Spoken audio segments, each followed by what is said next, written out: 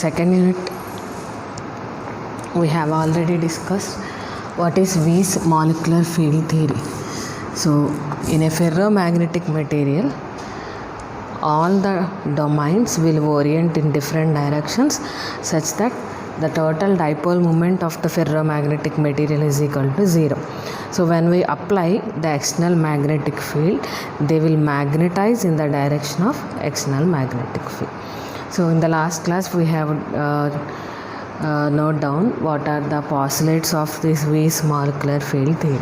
In today's class we will discuss about what is the temperature dependence on molecular field theory. So let us suppose that H external, this is not external, this is the internal field generated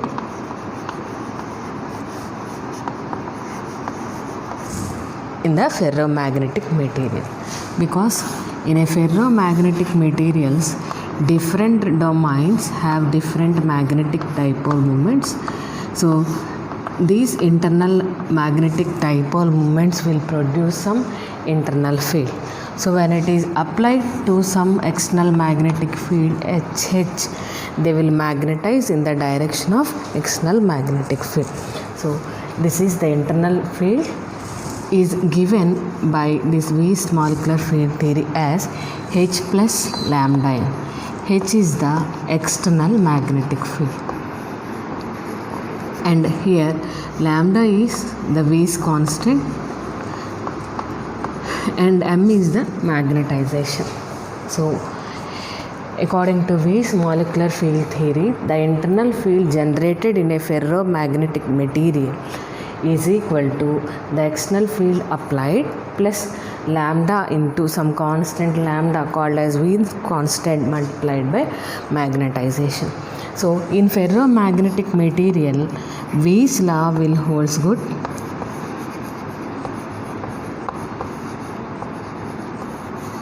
What is the Weis law means? The susceptibility of the material, that is Xi, as a function of magnetization versus magnetic field intensity is C by T. So C is Curie's constant, T is the absolute temperature. So for a ferromagnetic materials, the susceptibility varies as susceptibility is the ratio of magnetization versus applied magnetic field is equal to C by T. So if you substitute this value, H external is equal to H plus lambda n, then Xi is equal to m by H plus lambda m is equal to C by T. This is Weis law. So if you simplify this equation, then we will get Tm is equal to Ch plus lambda m C. So Tm minus lambda mc is equal to Ch.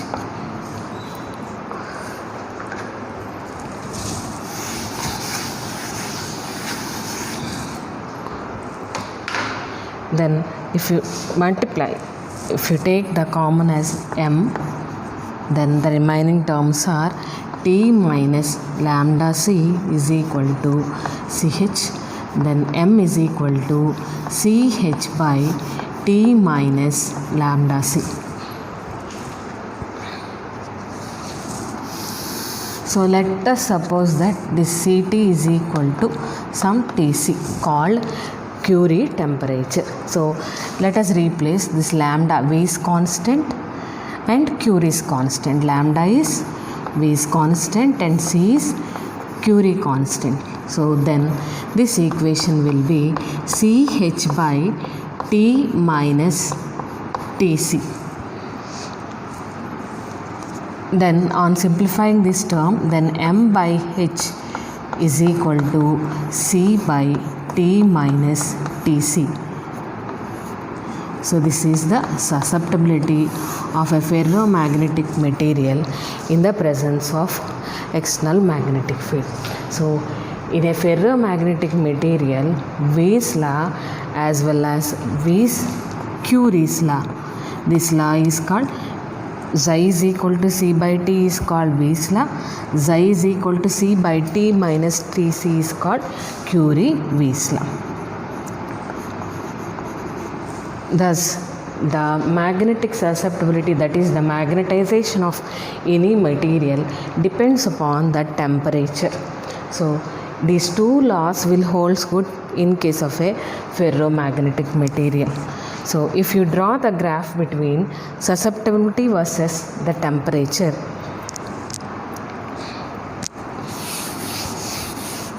Xi versus T, Xi on y-axis, T on x-axis, then we get the graph like this.